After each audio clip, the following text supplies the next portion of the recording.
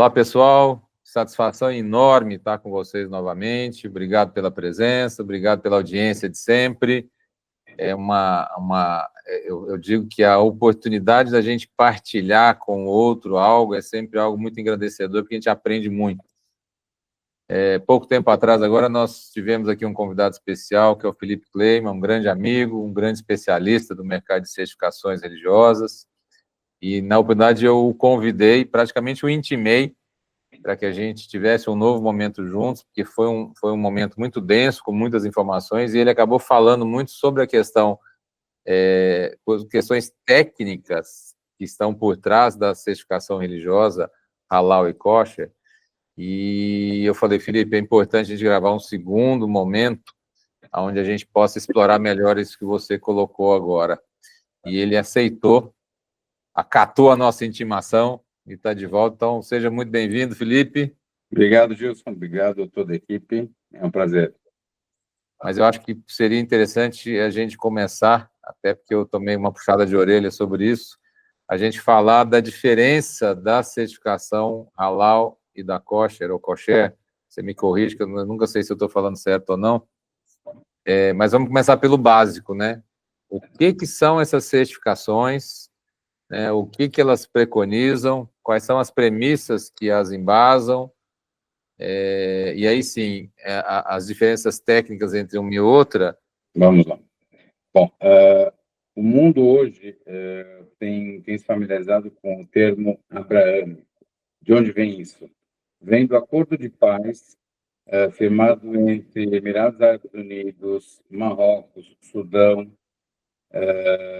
e mais um outro país que eu não me lembro, com Israel, né? Foram 4 países muçulmanos com Israel.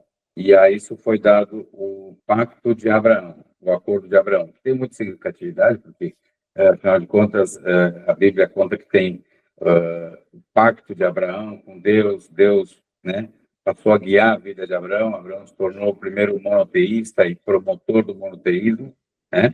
E, então, não é uma expressão que é nova, mas que agora caiu um pouco em voga por causa do Pacto de Abraão. Então, a gente pode definir que existem 2 religiões abraâmicas, né? As 2 religiões que vêm do patriarca Abraão, através dos seus 2 filhos, que é um é Isaac, pai patriarca do povo judeu, e outro é Ismael, patriarca dos povos muçulmanos e dos povos árabes também. Então, por uma herança que a gente, né, antropologicamente, a gente não sabe como ela existe em comum, mas é uma herança em comum, né? Que se traz desde a época antes da outorga da Torá para Moisés. Isso existe há muito tempo. E cada religião tem aí a evolução dos métodos de abate, mas, em essência, ambos eles preconizam a mesma coisa, né? Abater um animal de um modo ético, né? De um modo que o animal não sofra e possa ser evitado e mitigado todo tipo de sofrimento, né? E que esse animal seja abatido com uma faca extremamente afiada, que, né, a ciência dá suporte para isso, de que a faca extremamente afiada ela permite que se conduza a um abate indolor, ou praticamente indolor.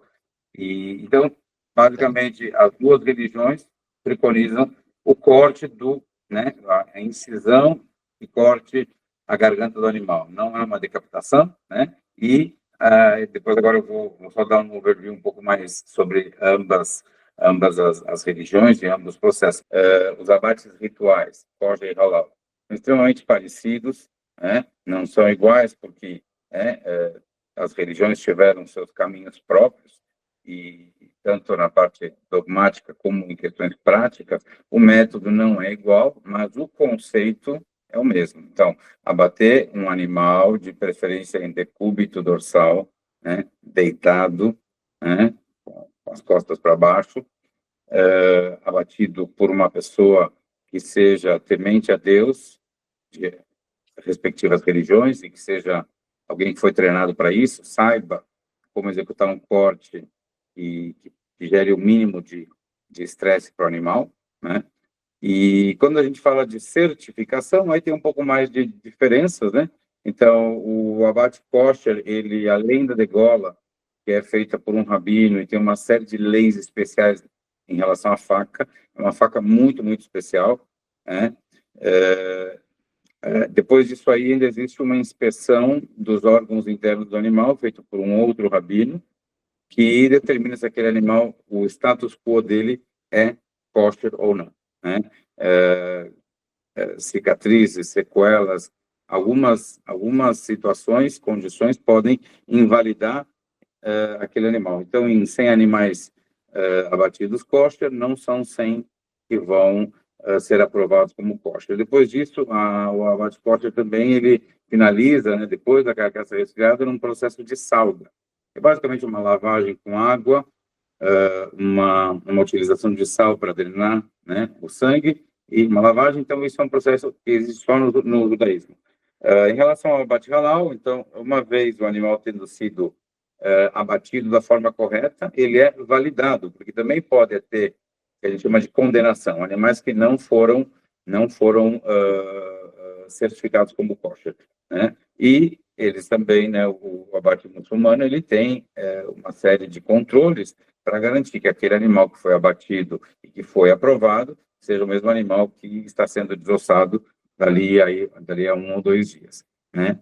Então, mas tudo que toca à questão de bem-estar animal, principalmente se a gente falar do abate halal tradicional, que é aquele que não aceita a insensibilização, nós estamos falando de aspectos práticos e operacionais, né? A única questão religiosa é que, em vez de entrar o rabino para fazer o abate, vai entrar o magarefe, né, que é chamado de dabar, é o magarefe muçulmano, então, ou é o magarefe judeu ou o magarefe muçulmano, mas para efeitos de desenvolvimento tecnológico e para a produção, né, de alimentos éticos, de um abate humanizado, né, a gente precisa focar nos aspectos operacionais. Quem vai fazer o corte não é secundário, obviamente, mas o sistema é compatível para ambos, né?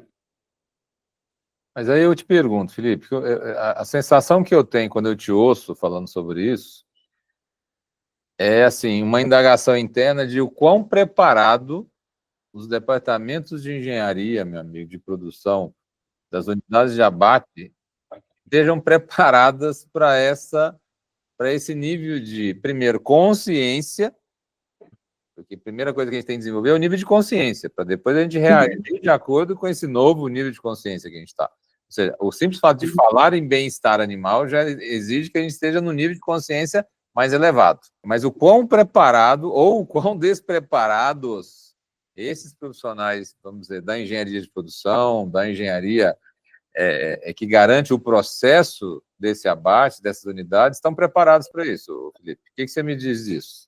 É uma pergunta importante, é uma pergunta relevante, né? O que eu vejo aí, né, esses 25 anos trabalhando com frigoríficos, com engenheiros, enfim, engenheiros de processo, engenheiros mecânicos, a gente percebe que a demanda que existe sobre as equipes de engenharia, ela é gigante, né? Então, eles têm que definir projetos para implementação, seja de um túnel de congelamento, seja sei lá, de um gerador de energia para backup, seja de uma sala de frio, compressores de amônia. Então, fatalmente, as equipes não conseguem estar atualizadas em todas as frentes que elas são obrigadas a deliberar e muitas vezes decidir por uma ou outra tecnologia. Então, eu acho que é desafiador, né? Mesmo para os grupos grandes, que tem muitas pessoas, tem equipes de engenharia bem estruturadas, ou mesmo grupos menores, com 2, 3 plantas, é bastante desafiador que eles possam entender de tudo, né? Isso é um comentário generalista. Agora, no que toca ao abate kosher, né, e o bem-estar animal, e ao abate halal, a gente percebe que primeiro tem uma reatividade, como houve, e aí eu acompanhei junto com a BIEC, junto com o Ministério da Agricultura de Israel, houve uma reatividade quando Israel exigiu a implantação de sistemas de bem-estar animal que obrigatoriamente utilizam boxes rotativos para poder deitar o animal e deixar ele em posição de degola, sem que o animal sofra, sem que tenha contusão, né? tanto pelo bem-estar como pelas perdas financeiras. Então, sempre houve muita reatividade. E parece que uma parte dos frigoríficos tentou fazer pela lei do menor esforço, né?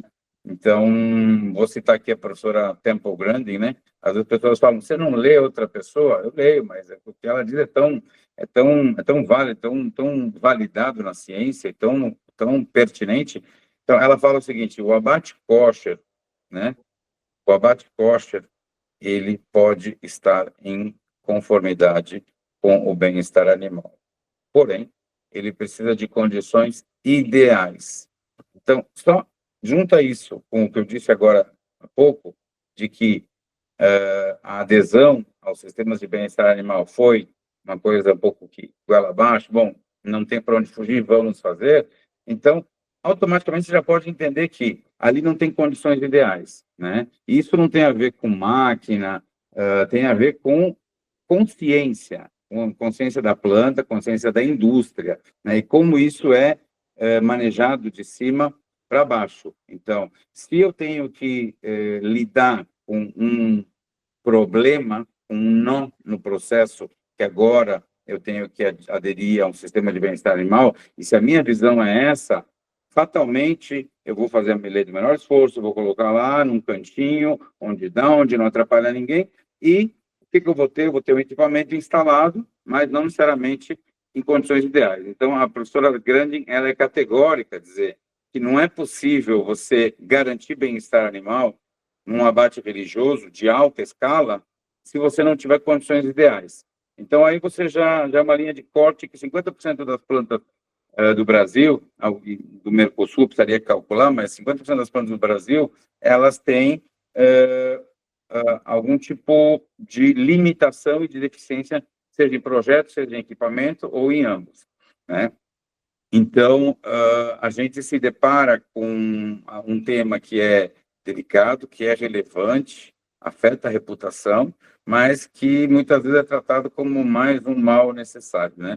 Então, eu acredito que isso afasta, né, as indústrias de poderem consolidar as práticas, né, de uma forma autêntica, né, as práticas de bem-estar animal, dentro ainda, né, de todo o universo ESG.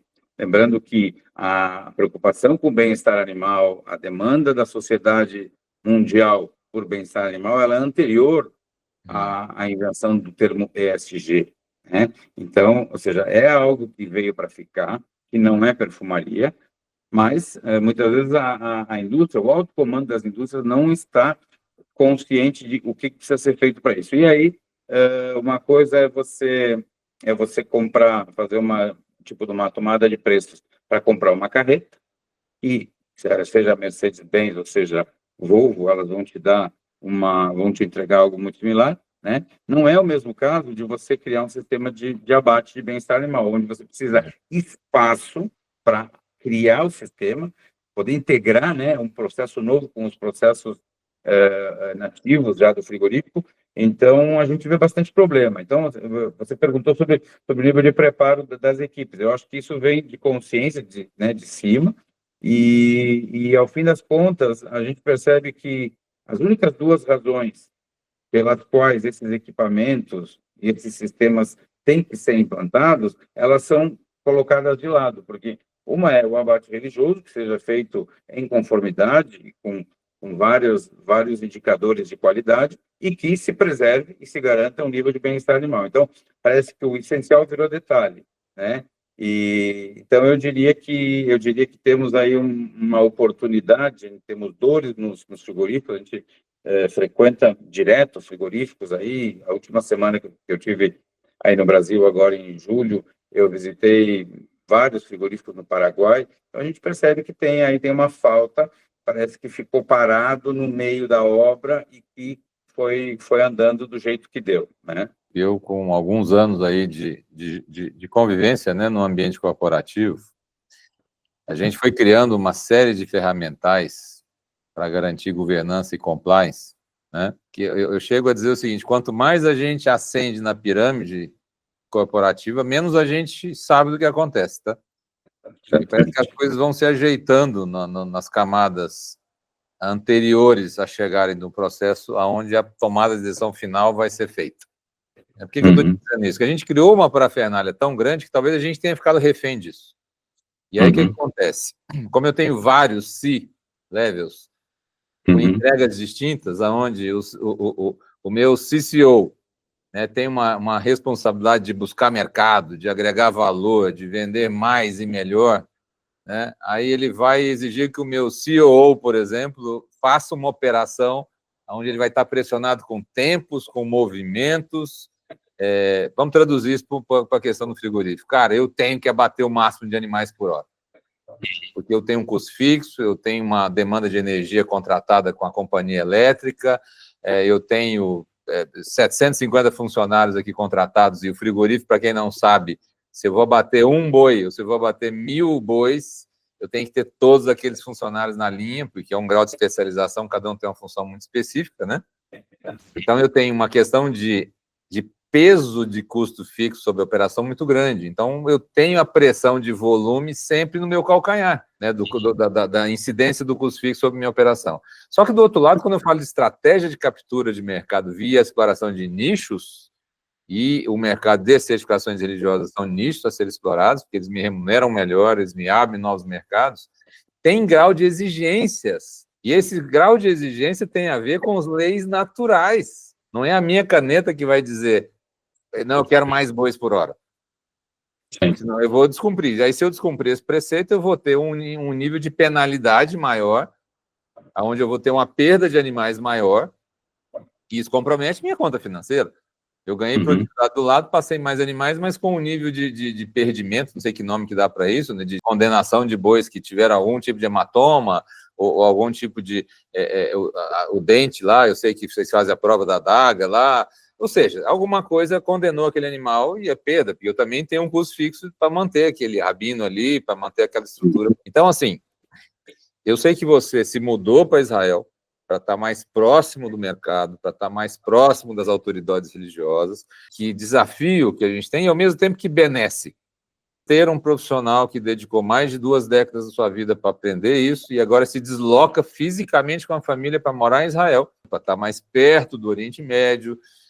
Mas, cara, nós estamos na base aqui precisando fazer a preparação básica. Então, de alguma maneira, a gente tem que fazer com que essa informação chegue ao alto comando das empresas e que não é fazendo um bid, colocando lá uma regra: olha, para participar desse bid eu tenho que ter um abate de X bois por hora. Não é assim. Né? E aí eu quero até te pedir, assim, para você me responder isso, já explorando essa questão dessas marcas que estão constando na sua camisa, porque como a gente se conhece, eu sei dos seus movimentos, a gente tem um relacionamento muito próximo, e eu sei que você organizou esse ecossistema de empresa justamente para trazer para a mesa todas as condições favoráveis para transformar o ecossistema de fornecimento halal e kosher, para colocar o Brasil, o Mercosul, como uma grande referência de produção internacional, ou seja, a grande base de exportação de proteínas para esses mercados. A KLM Kosher, né, ou seja, o KLM, o Felipe Kleiman, já tem aí uma bagagem de conhecimento de 25 anos, né, com uma quantidade muito, muito expressiva de cursos, treinamentos, estudos autodidatas, viagens de aprendizagem, né, e paulatinamente, ano após ano, a KLM foi se tornando uma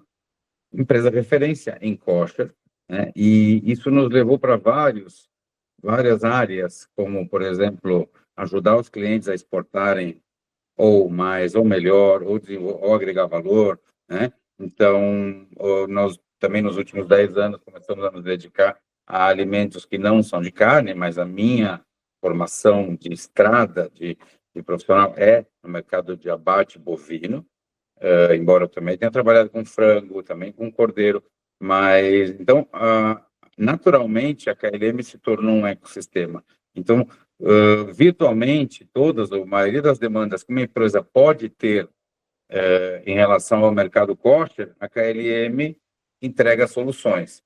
Por exemplo, hoje eu estava elaborando um material que é para formação de auditores com capacitação para auditar indústrias kosher, né? Então, é uma qualificação que é para a indústria não da carne, né, para a indústria de mainstream, que a gente chama, né?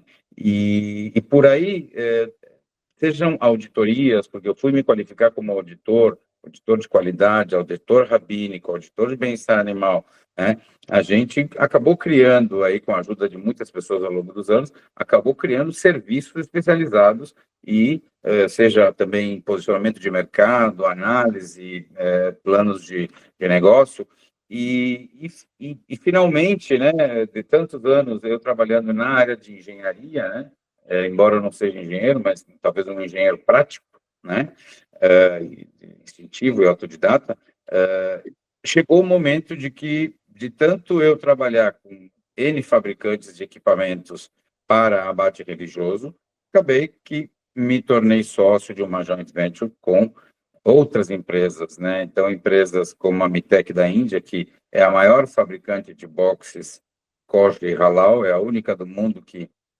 vendeu mais de 120 equipamentos duplos, né? Se juntar todas as empresas do Brasil, do Mercosul, elas não chegam a, talvez, a 50 boxes duplos. Então, nós estamos falando de uma empresa que é referência lá. Todo o Oriente Médio, África muçulmana, Ásia muçulmana, tem os equipamentos deles. E a gente trabalhou muito na melhoria e no tratamento das dores, né? Sobretudo por quê? Porque a experiência com gado zebuíno foi inédita, né? Então, eu fui para dentro das fábricas muitas vezes. Você sabe que eu sou um cara de som de fábrica e de prototipagem na linha real ali. Eu não sou muito habilidoso em desenho no papel nem no computador. Então, a gente aprendeu todas as dores, resolveu as dores de muitos frigoríficos no Mercosul, resolveu as dores de fabricantes de boxes, até que o caminho natural foi eu me tornar também fabricante desses equipamentos. Então, né, que agora eu tento transferir a minha autoridade técnica para um determinado grupo, para beneficiar esse grupo. Não, eu fiz um download dessa autoridade técnica, desse conhecimento, dessa ciência que eu desenvolvi, né? Então, eu coloquei todo esse conhecimento junto com os meus sócios, com os meus parceiros, e a gente chegou a desenhar equipamentos, chegamos a fazer em equipamentos de terceiros muitas melhorias que têm a ver com bem-estar animal, tem a ver com a operacionalidade, tem a ver com a capacidade do rabino fazer um corte perfeito, né, sem obstáculos, e tudo isso leva a você ter um índice de mais de 99% de animais aprovados na degola, sendo que muitas vezes tem frigoríficos, tem indústrias, não só no Brasil, que chegam aí a 90% de animais aprovados na degola. Então, isso significa um ganho ou uma perda financeira muito, muito expressiva, né? E então a análise hoje ela é feita de quanto custa para implantar, mas ela não é feita de qual deles se paga, né? Então, o equipamento que a gente desenvolveu, o sistema, que é composto por alguns equipamentos, tem a parte de automação, tem a parte de inteligência artificial, a gente desenvolveu sistemas que endereçam todas essas dores, né? Então, se você vai hoje pegar um frigorífico do zero e falar, quer abater costa, quer abater 130 animais por hora, a gente pode fazer um sistema para 130 animais por hora, mas precisa de dois boxes duplos, né? O que não dá é você colocar um box duplo e dizer, olha, minha planta roda 120, tem que rodar 120. Por quê? Porque tudo que você, primeiro que não, as razões pelas quais esses sistemas existem e são obrigatórios são, de novo, abate religioso, compliance, e compliance com bem-estar animal. Então, se você diz, olha, eu quero agora que vai funcionar a 120 por hora, o equipamento, ele pode ser capaz de fazer os ciclos de abre porta, gira, vai e vem, mas levando isso para a vida real, para uma produção ética, com bem-estar animal, você precisa respeitar o tempo do animal que ele leva para entrar no box, o tempo de sangria, tem um tempo regulamentar de 30 segundos depois da degola, e o animal não pode ser ainda descarregado do box. Então, isso a gente vê em muitas plantas, que isso é negligenciado, e aí, no fim das contas, você tem um problema sério de compliance, isso pode comprometer, pode criar uma crise de reputação, mas o ponto principal é que nessa correria toda, você perde um número de bois enorme, e se você trabalhasse mais devagar e aproveitasse esses bois perdidos, você teria um resultado financeiro superior. Então, eu acho que falta essa visão holística, inclusive de custos e de também os benefícios que esses custos trazem. Derrubar de 120 para 90 animais por hora pode parecer significativo, mas uma vez que o abate kosher, o halal, agrega um valor, e uma vez que o trabalho forçado, né, sabe, no limite do limite, ele gera uma perda ali de animais condenados ali, que eu tenho certeza, por já ter feito essas contas, né, junto com alguns clientes, tenho certeza de que a conta fecha para você trabalhar corretamente, né, dentro das normas, respeitando os tempos, e pela questão de animais que você deixa de perder, carcaças que deixam de ter contusões, essas contusões são tiradas na DSOS, né? Então, imagina se for um quilo de carcaça por animal abatido, vezes 500, né? Por dia, vezes 20 dias do mês, você vai ter uma perda bastante significativa só em hematomas, só em contusão de carcaça, sem contar aqueles outros 20, 30, 40 bois que são perdidos por causa dessa operação forçada. Deixa eu te perguntar uma coisa, na sua opinião, tá? Quem poderia, a gente sabe do protagonismo do Mercosul com relação ao fornecimento desse mercado potencial, mas falando de país individualizado, quem seria o grande concorrente do Brasil nesse mercado quando a gente anda 10 anos para frente? Quem poderia ser concorrente do Brasil nisso? Se o Brasil se preparasse, vamos lá, by the book mesmo, tá? Vamos ajustar as plantas, vamos manter o investimento na genética, no manejo adequado, em bons protocolos nutricionais e sanitários. Cara, eu sei que o nível de abate nosso é um nível legal já.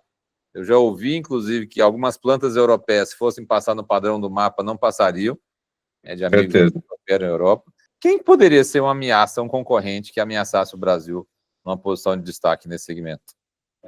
Não vejo nenhum, não vejo. Ou seja, então o inimigo nosso somos nós mesmos, né? O inimigo é a reatividade, esperar tomar uma multa, perder uma habilitação ou ter uma crise de reputação, né, para depois reagir. Não tem no mundo nenhum país capaz de atender também os mercados religiosos, né, como Então, o Brasil. Então só depende da gente. Só depende da gente. Vamos ter players aí trabalhando em nichos premium, seja França, seja Estados Unidos, fornecendo carne, né, com grife para determinados destinos, mas a pujança que o Brasil tem no mercado da carne e também capacidade fabril, as indústrias brasileiras são muito boas. Eu visitei várias indústrias em vários países, Estados Unidos, Europa, aqui no Oriente Médio, e eu tenho visto que não passaria, ou seja, o que nos é exigido não é praticado em casa, isso vale para Israel também. Em bem-estar animal, eles são bem cuidadosos, mas em termos de higiene da roupa dos funcionários, o único lugar que se veste de branco todo mundo é a América do Sul, porque nós somos cria do mercado europeu, né? O mercado europeu colocou isso para a gente e nos fez um favor, nos levou para um nível alto de qualificação. Então, o mesmo checklist que a gente passa, e às vezes passa, né, as indústrias passam com louvor, certamente as indústrias de vários desses países não passariam nessas auditorias, né? Então, voltando só à questão de equipamentos e de instalações, tudo aquilo que foi cobrado suficientemente bem foi implantado. Então, você tem muitas coisas extremamente bem implantadas nos frigoríficos brasileiros. O MAPA tem um papel importantíssimo nisso. A BIEC tem um papel importantíssimo nisso, né? Mas tudo depende de quanto isso foi cobrado, e às vezes a gente tem que ter a malandragem, não achar que ser malandro é ficar quieto, então, tem que ter a malandragem de medir os riscos. O fato de que os controles não sejam feitos como outros que foram feitos por países como a Europa, em outros momentos, o fato de que as autoridades halal e kosher não cobrem com a frequência ou com o nível ativo que deveriam, isso não quer dizer que as indústrias estão livres para fazer aquilo que é a lei do menor esforço, muito pelo contrário. Então, você tem hoje as indústrias com detector de metal, né, na fase de embalagem, pós-desossa, isso é uma exigência, Estados Unidos, enfim, determinados outros países. Então, você vê que existem coisas que estão funcionando e bem, né? Isso eu também vê coisas, no caso, assim, que é o meu universo da engenharia kosher, a gente vê que, talvez pelo fato de que não tem sido cobrado a um ponto de mobilizar mais as indústrias, isso não muda o fato de que isso está tudo regulamentado, está tudo escrito em normas, normas corroboradas e publicadas e redistribuídas pelo mapa, né? Então, quando a gente fala de o que a indústria quer fazer com o equipamento lá, em termos de performance, 50% da norma está rasgada, entendeu?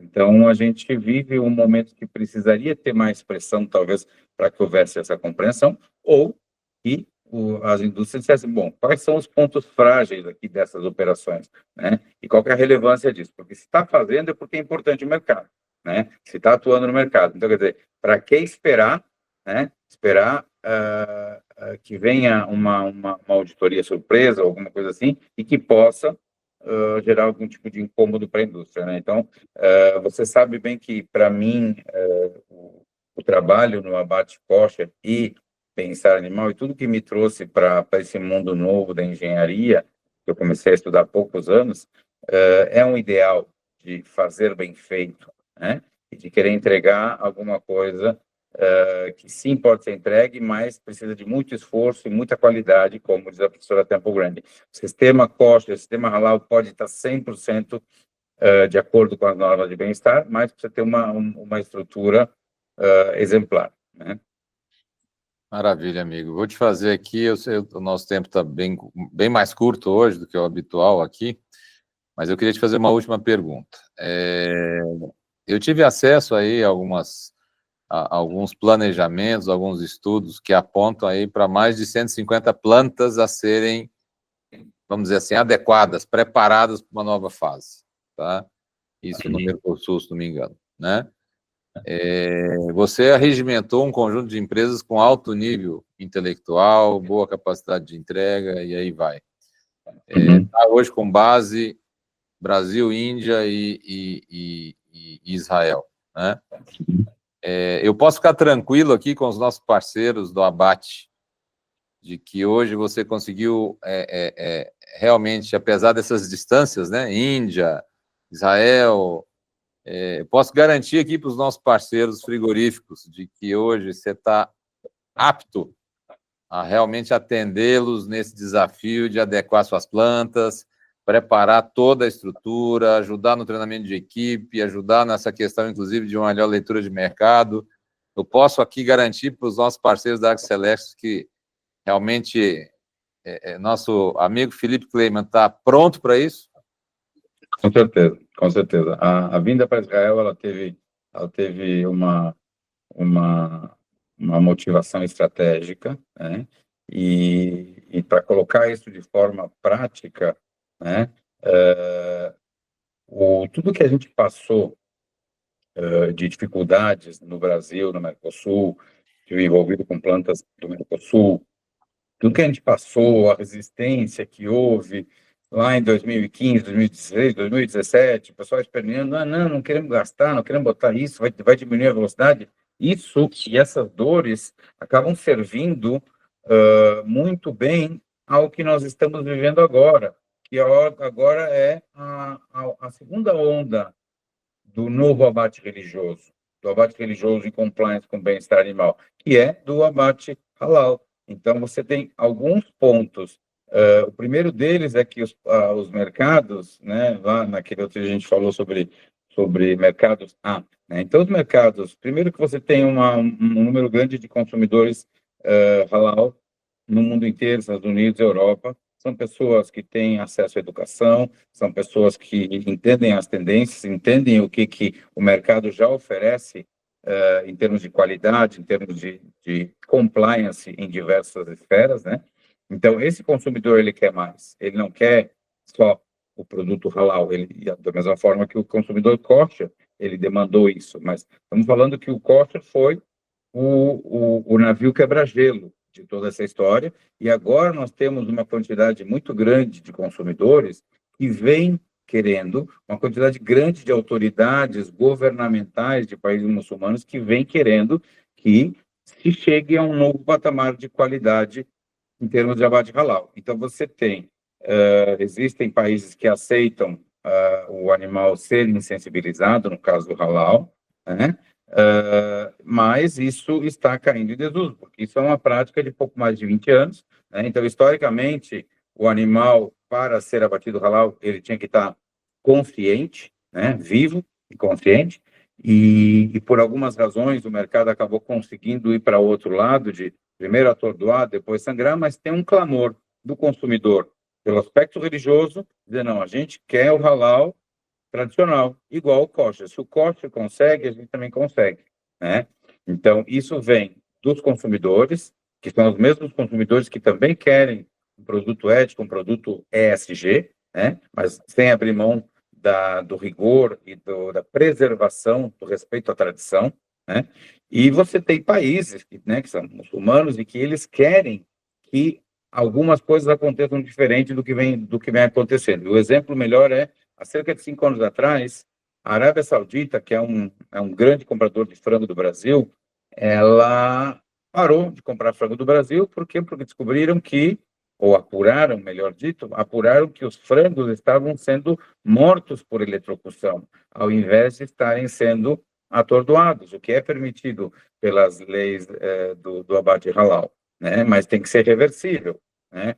Então, parou-se de exportar por alguns meses, isso foi bastante dolorido para os exportadores de frango aqui do Brasil, aqui lá do Brasil, e era uma questão eminentemente técnico-religiosa. Então, a gente parece que a gente fala de coisas técnico-religiosas, tecnológicas e religiosas, e parece que é uma contradição, mas não é. E precisa haver tecnologia para que a gente possa produzir mais e melhor.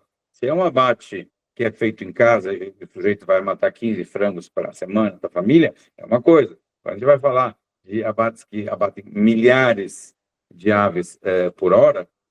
Então, a Arábia Saudita só voltou a comprar frango quando todas as plantas aderiram a um novo sistema de atordoamento por eletrocução, mas que é reversível, e foi comprovado, né, com boas bases científicas de que ele é reversível. Então, da mesma forma, hoje a gente tem um mercado que quer o halal top, mas também quer o bem-estar animal top, né? Então, disso tem um movimento que já vem, o Ministério da Agricultura do Brasil já vem sendo preparado, cobrado pelos órgãos reguladores desses países muçulmanos, para que sejam feitas mudanças no abate halal. Então, não tem dúvida de que nós temos, se o mercado kosher movimenta aí cerca de 45, 50 abatedouros no Mercosul, provavelmente só no Brasil são 3 vezes mais, são mais de 150, fora todos os países do Mercosul, que também exportam para destino halal. Então, nós temos aí uma revolução à vista, que é de uma corrida pela adequação, pela compliance com o produto premium do ponto de vista halal, religioso, também o produto premium dentro do ponto de vista de ESG, de bem-estar animal, e, obviamente, também o produto premium nas suas características né, organolépticas e apresentação e tudo mais. Então, existe um grande mercado para isso, isso vai acontecer, talvez vai acontecer com mais pujança pelo tamanho, né, do que aconteceu em relação às exigências do abate kosher. O ponto é que a gente está preparado para isso, a gente vem antevendo esse fenômeno há cerca de 10 anos, já temos demanda de clientes dos Emirados, Indonésia, Malásia, que falam, a gente quer que tenha que tenha o box rotativo, que tenha bem-estar, mas que seja feito sem atordoamento. Então, a gente está num momento que é divisor de águas, né? Então, não é uma questão de ocasião, de oportunidade, que eu estou focado nisso. Tem 5 voos diários daqui para Dubai, né? Estou em contato com o órgão regulamentador lá há alguns meses já, em relação a demonstrar para eles o que é possível, o que existe de tecnologia disponível. Então, a gente como empresa, a Mitec Brasil, que é formada pela SBK, Mitec Índia e pela KLM Kosher, a gente realmente é preparado, a gente se especializou nesse segmento, né, para poder entregar performance com compliance, né, e fazer tudo certo, né. Muito bom, meu amigo. Muito bom mesmo. Na realidade, não é uma corrida pela transformação, é uma corrida pelo protagonismo. Vamos saber agora quem quer assumir o protagonismo disso. E eu fico feliz de saber que, mais uma vez, meu amigo, você sabe que Gilson Brito aqui é conhecido de ser meio arrojado, né, e trazer algumas teses para a mesa bem antes da hora, né? Confesso que eu já perdi bastante dinheiro ao longo da vida com isso, de ser muito vanguardista, sabe? Agora eu estou ficando mais disciplinado. Uma das minhas ambições é transformar o Brasil, e desde menina minha mãe sempre fala que eu sou muito... Ela tem um termo que ela falava que me fugiu aqui agora, mas não é um ambicioso, não. Atrevido. Minha mãe dizia que eu era muito atrevido desde pequeno. E meu atrevimento agora é querer ver o Brasil, que já ocupa o posto de um grande produtor e exportador de proteína, ser o melhor e o maior fornecedor dos mercados religiosos mundial. Também gostaria de ver isso, gostaria de ver a indústria brasileira viabilizando que o consumidor desses segmentos, né, dos mercados abraâmicos. Eu gostaria muito de ver que a indústria conseguisse, e tem tudo para tal, conseguisse atender um atendimento de primeira linha, não só na qualidade do produto final, mas também aquilo que é tão caro para nós judeus e para os nossos primos muçulmanos, né? É tão caro essa questão do respeito à tradição, né? Do respeito à herança que a gente tem, que coloca a forma de abate como o essencial, ou seja, a gente não come, se o animal não foi abatido kosher, a gente não come, a gente pode ir para uma salada, ir para um peixe, para um sushi, né? Então, eu realmente gostaria de ver, a nossa indústria brasileira está muito, muito pujante, graças, muitas vezes, a pressões externas. Então, tem segmentos da indústria, como a gente falou, detector de metal, outros controles de qualidade, todas as plantas têm laboratório, a gente cresceu muito. Então, eu gostaria de ver que esse crescimento também fosse estendido aos abates religiosos, né, e aos consumidores, né, que estão atrás de toda a embalagem que vai levar um selo kosher ou halal, tem um consumidor tal qual como para todos os outros segmentos. Então, só para finalizar, a gente está super bem estruturado. A Mitec é uma indústria de 25 anos, líder mundial nos boxes halal e kosher. A gente fez uma releitura, a gente recriou o box. Os parceiros e sócios da SBK são pessoas que já trabalharam, e antes de trabalharmos juntos, já trabalharam na fabricação de boxes, já trabalharam na adequação desses boxes depois de eles estarem instalados, e hoje, juntando a experiência deles, o conhecimento deles de fabricação, montagem, manutenção, automação, com todo esse círculo de conhecimento que nós compomos entre Mitec Índia, SBK e KLM, nós estamos plenamente preparados para atender e para entregar a performance que deve ser entregue, que é possível de ser entregue. E se tiverem plantas que quiserem fazer abates de 250 bois halal por hora, a gente também consegue, mas não é num carro. Não dá para colocar 10 pessoas num carro de passeio, dá para colocar 5. Então, se você tem 10 pessoas, precisa de 2 carros. E isso é uma coisa que é disruptiva, que ninguém ainda, né, ninguém colocou no Brasil 2 boxes duplos, mas é algo possível. Nós já temos um projeto nos Estados Unidos com 3 boxes duplos, né, que é para chegar numa performance acima de 200 bois por hora. E, enfim, estamos preparados. O fato de que eu estou aqui, eu estou bem backupeado no Brasil pelos meus sócios, gente aí de muita confiança, muita competência. Então, a gente está mais do que nunca preparado para atender as indústrias do Brasil e também do Mercosul em todas essas demandas, né?